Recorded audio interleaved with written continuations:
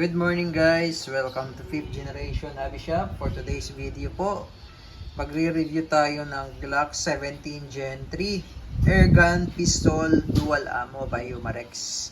Shoutout po natin si Sir Gregory of Cebu. Sir, welcome to 5th Generation Hobby Shop. This is the Umarex Glock 17 Gen 3. Yan. Dual ammo po siya. Comes with the hard case. Kasama na po itong pistol case niya. So, ito po siya. Buksan na po natin. Ayan po. Glock 17 Gen 3. Airgun pistol. Dual ammo. So, ibig sabihin po guys, kapag dual ammo po, pwedeng bala niya ay lead pellets. Ayan.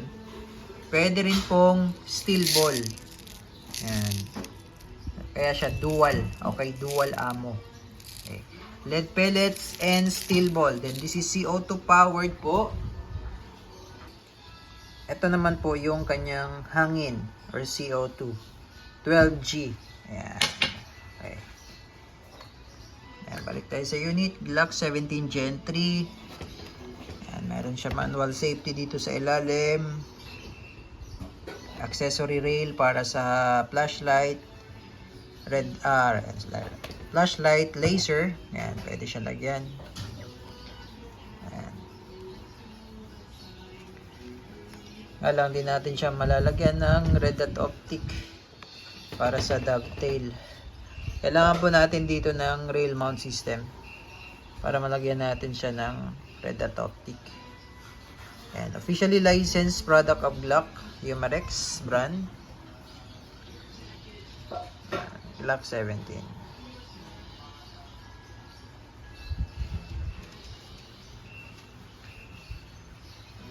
Ayan, ito yung kanyang magazine. Ayan. So, yung magazine niya ay merong 4 na rotary clip. Ayan, 4 po yan. Etong 3 na ito ay para sa pellet. Ayan, yung lead pellets. And then, etong nag-iisa po ay para sa steel ball. Ayan, mamaya mag-load tayo ng bala. Ayan. Okay, tapos ito pa po yung mga kasama niya. Siyempre yung manual, yung maintenance manual, ayan, German engineering. Ayan.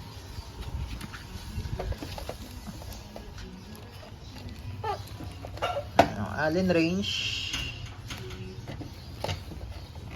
At yung last ay yung ito to, hindi ko makita po sa ilalim.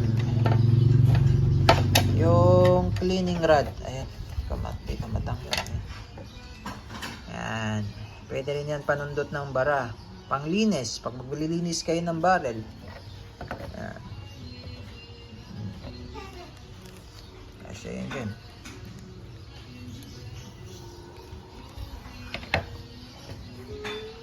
Yan, lagyan natin ng bala at CO2.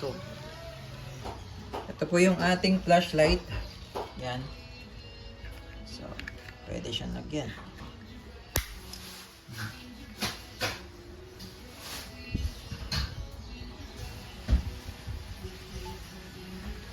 Ayan. Meron tayong available po na flashlight. Okay? So, punta tayo dito sa magazine. Ngayon, yun po yung sinabi ko kanina, itong 3 na ito, yan, nare-remove po kanyan. Yung 3 clip na ito, ay para sa pellet or lead pellets. Then, ito naman po ay para sa steel ball. Yan. So, load tayo ng bala. Yun. 177 po ito, caliber 177. Lead pellets. So, ito po. So, ito po yung harapan ng rotary. Sa likod tayo maglalagay. Ayan po. Ayan. Ang laman po nito ay 8. Pwede rin po kayong gumamit ng pointed. So, ito po ay round pellets. Pwede rin po kayong gumamit ng flathead. Depende sa klase ng pellets. Basta 177 po. Caliber 177.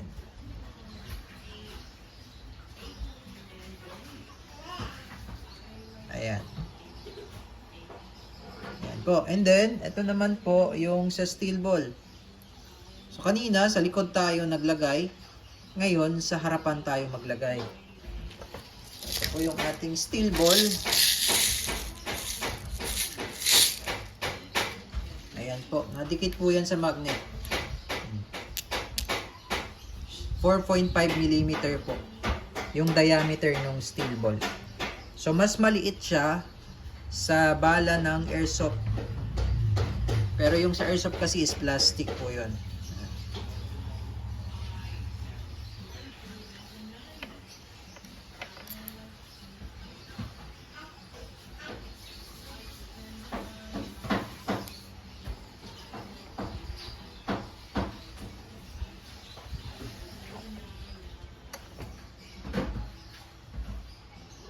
Ayan po. So, kapag naubos po yung 8 rounds, so ililipat nyo lang siya dito.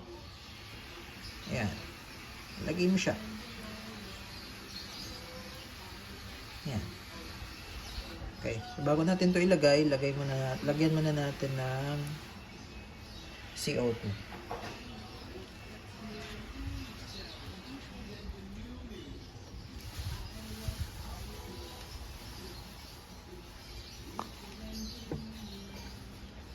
Okay, ito pong CO2 niya ay 12G. Ayan po, CO2 cartridge 12G. Good for 60 shots more or less. Disposable po siya. Pag naubos, palit bago. So, meron naman po yan available sa Shopee, Lazada. Meron din tayong available na CO2 kung gusto nyo po. Meron tayong per box. Ayan. So, kung nakikita nyo po yan sa likuran, yan mga CO2 po yan.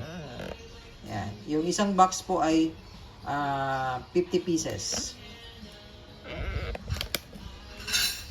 Okay, so load natin. Kailangan po mabilis yung pihit at tamang higpit lang. Lalay lang. Okay.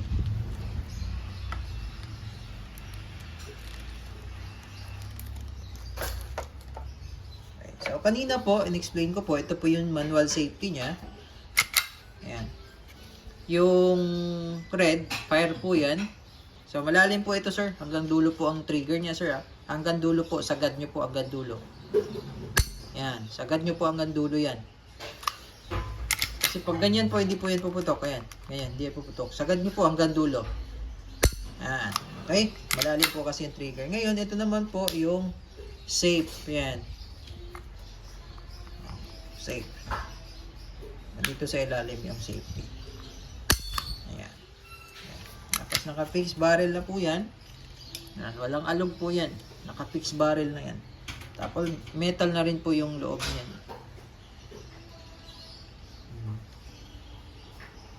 Hindi katulad sa airsoft na plastic nozzle. Ayan, metal yan. Repeater mechanism. Okay, so ngayon, itetest natin yung pellets muna, lead pellets. Then, yung steel ball. Hindi ko na po nilagyan yung dalawa. Yan, yan lang. Tapos pasok mo lang, pag ganyan po, para hindi malaglag yung rotary clip.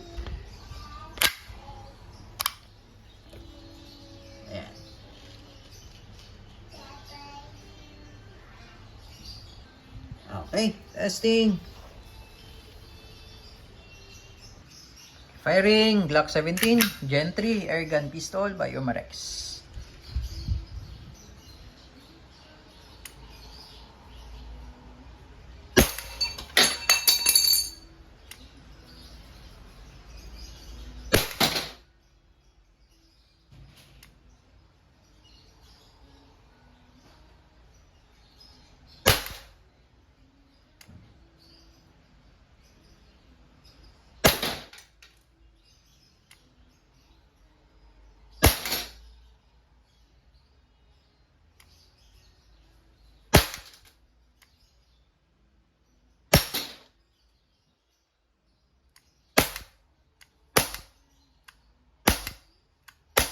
Okay?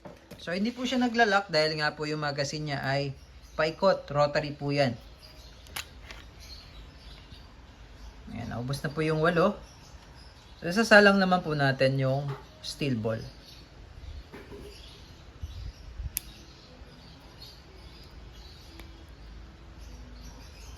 Ayan. Okay, ayusin ko lang yung plate. At ito po ay dahil ito po ay repeater mechanism, kahit hindi nyo na po ikasa, puputok na po yan. Ayan.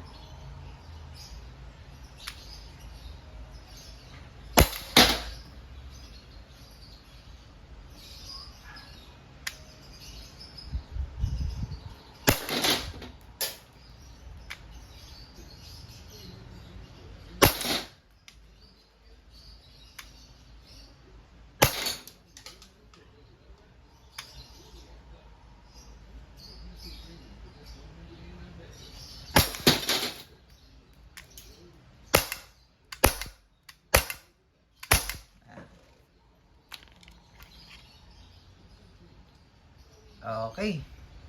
So, ito, lumalamig yung magazine, ay yung CO2. So, pwede nyo pong ipahinga muna. Then, tsaka po isasalang yung ibang rotary clip. Ayan. Kasi pagka medyo malamig po yung magazine or yung CO2, humihina po yung blowback. Okay? So, yun naman po, all goods. Glock 17 Gen 3 Airgun Pistol Dual Ammo.